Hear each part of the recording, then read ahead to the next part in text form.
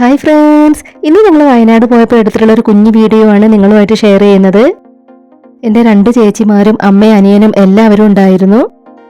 ജനുവരി 10-ാം തീയതി ശനിയാഴ്ചയാണ് ഞങ്ങൾ അവിടെ പോയിട്ടുണ്ടായിരുന്നത്.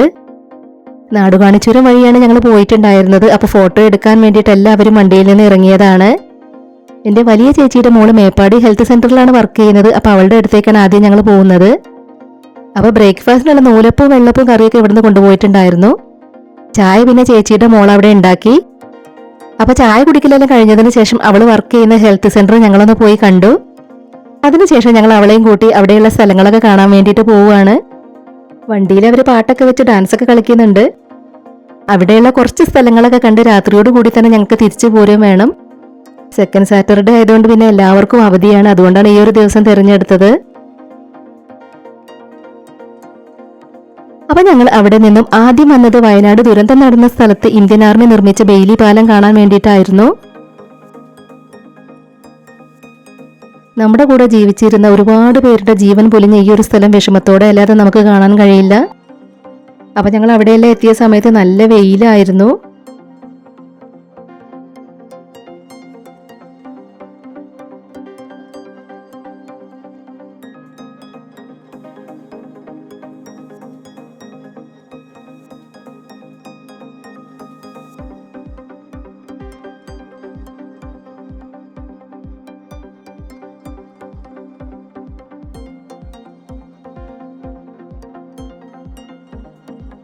പിന്നീട് ഞങ്ങൾ അവിടെ നിന്നും സൂചിപ്പാറ വാട്ടർഫാൾസ് കാണാൻ വേണ്ടിയിട്ടാണ് പോകുന്നത്.